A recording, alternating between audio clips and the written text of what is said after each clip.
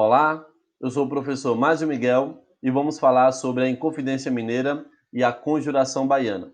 Pessoal, você pode observar aqui, no lado esquerdo, esta bandeira de Minas Gerais com o lema Liberdade, ainda que tardia. Então, clara influência do iluminismo nesses projetos mineiro e baiano. Observe então que a temática liberdade é um dos tópicos importantes que vai aparecer para a gente. E nesse caso, tanto a Inconfidência Mineira como a Conjuração Baiana é uma tentativa de independência desses estados, que é o que a gente vai analisar agora. Pois então, a Conjuração Mineira, ela vai ter como base e está relacionado a duas temáticas.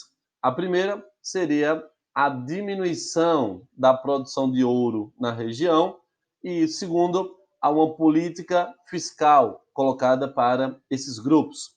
Você pode observar esse gráfico, no qual você tem uma produção de ouro em ascensão até a década de 1750. Após isso, começa um declínio do ouro no Brasil, mas o rei de Portugal considera que está sendo roubado e então vai aumentar uma política fiscal. Do outro lado, você tem aí falando sobre a Bahia, que aqui você pode perceber que é uma base de camadas populares mais baixas, e esse movimento ele está ligado à discriminação e está ligado à desigualdade social da região. Você tem aí, uma imagem que representa a Praça do Hospício de Nossa Senhora da Piedade, em Salvador, e você pode observar alguns elementos. Feito esses dois aqui, eles são grupos colocados para gente, que vai representar um dos serviços da época. Então, pelo estilo de roupa, pelo o trabalho, você observa a grande desigualdade social que tem na Bahia naquela época. Pois então, voltando a pensar o caso de Minas Gerais, tratamos então da motivação. Em Minas Gerais é um movimento de elite, então a política e a economia vai ser a pauta da vez. Sabemos que a política fiscal colocada pela metrópole vai ser muito grande. Veja quantos impostos foram criados para o controle da produção aurífera. O primeiro, você pode observar, é o quinto, isto é, 20% de toda a exploração de ouro vai para a coroa, daí a expressão quinto dos infernos, para trazer a ideia de que esses impostos eram abusivos. A coroa portuguesa também colocou a captação de ouro.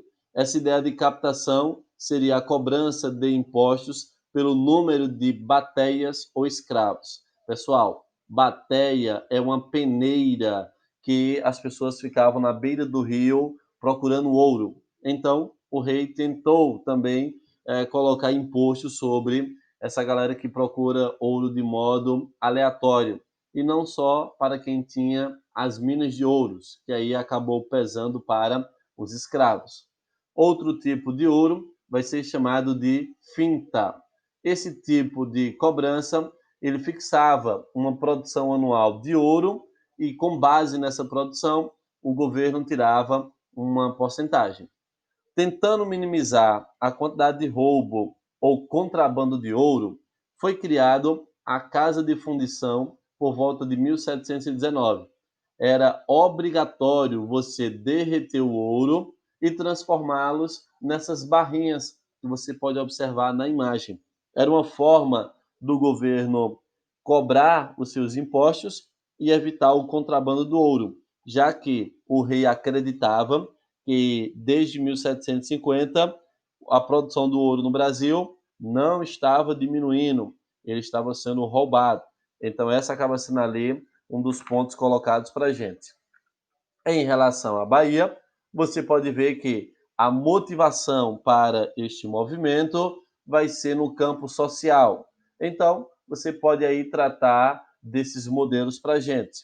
Nesse caso, observe essa imagem que você pode perceber o seguinte: a desigualdade é um aspecto marcante colocado para a Bahia dessa época. Sua população era composta por uma minoria branca que formava, de modo geral, uma elite na cidade. Faziam parte dessa elite os proprietários de engenho, os grandes comerciantes e os altos funcionários de governo. Grande parte deles dono de muitos escravos. Essas pessoas viviam em sobrados e casarões na cidade, onde ficavam palácios de governo, a Câmara Municipal e outros órgãos importantes.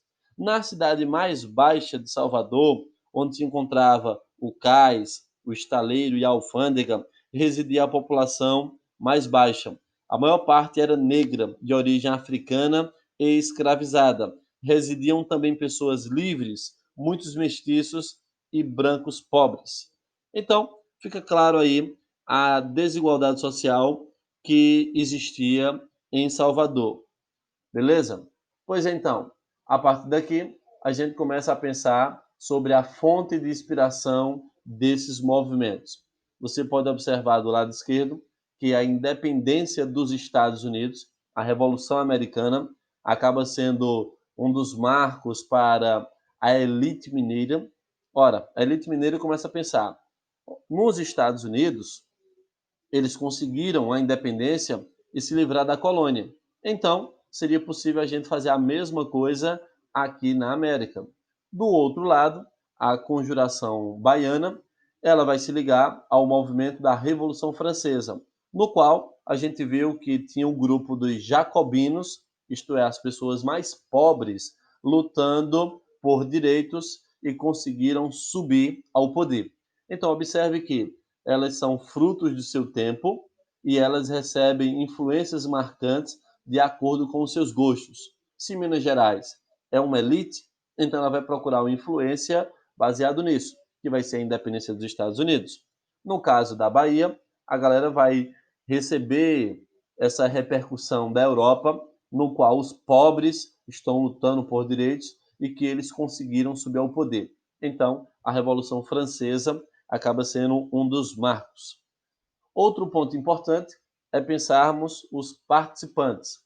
Perceba, membros da elite, intelectuais, religiosos, proprietários de terra. No caso da Bahia, os principais membros pertencem às camadas sociais.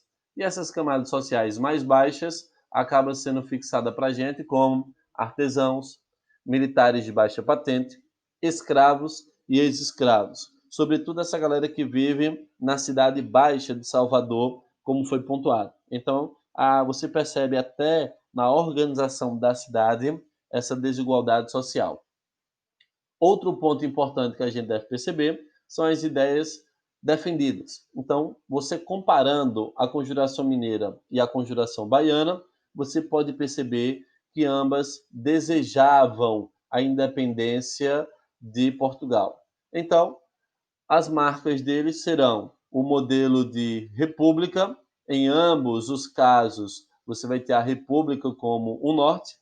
Do lado da conjuração mineira, você pode perceber que é um desenvolvimento da educação, um desenvolvimento industrial, que é voltado para esse grupo de elite.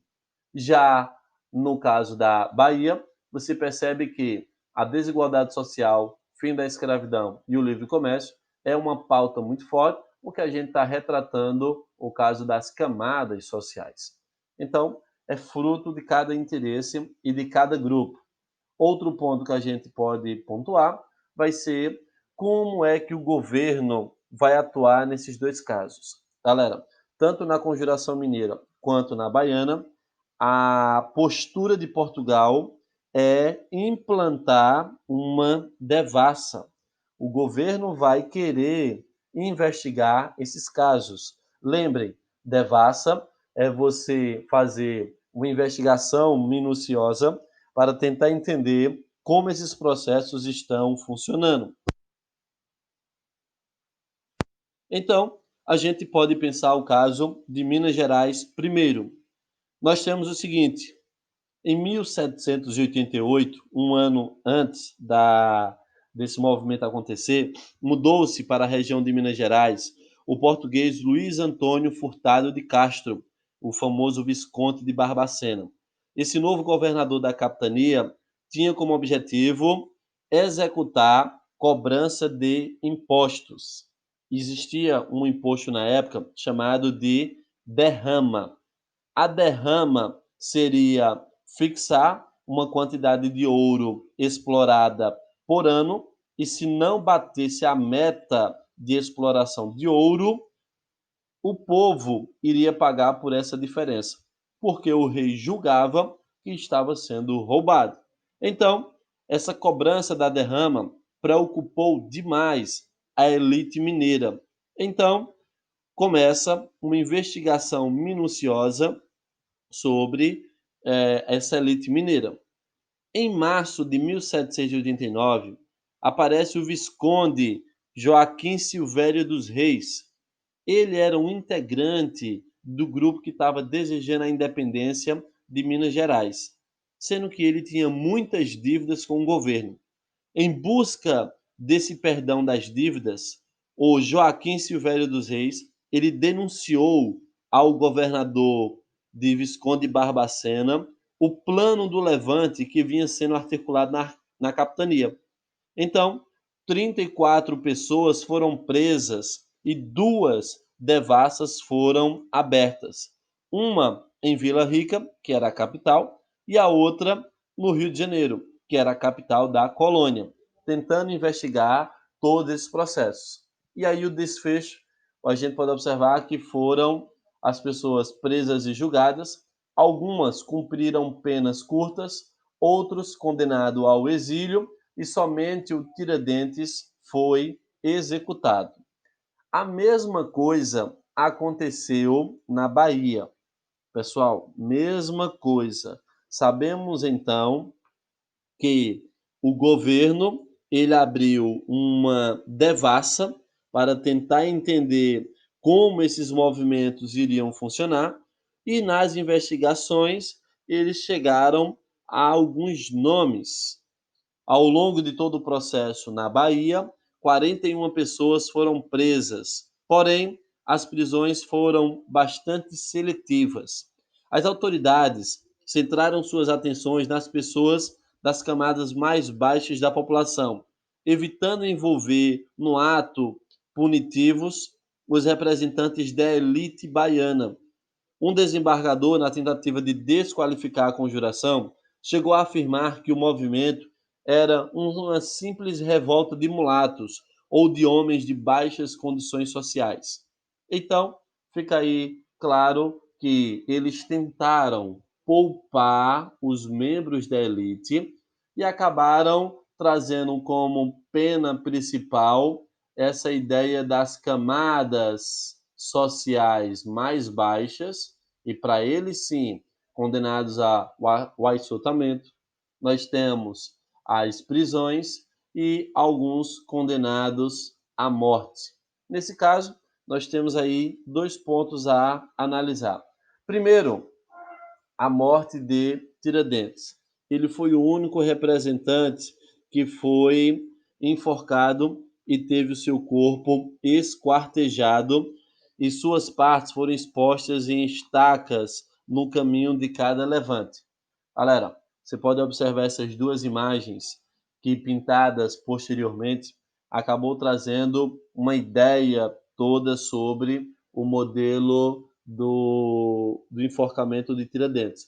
Perceba que nas duas imagens ele tem uma representação cristã muito forte. Essa ideia dele estar olhando para o céu, a barba, o formato de ter cruz. Do lado direito você pode ver o corpo dele esquartejado, parecendo que está em um altar.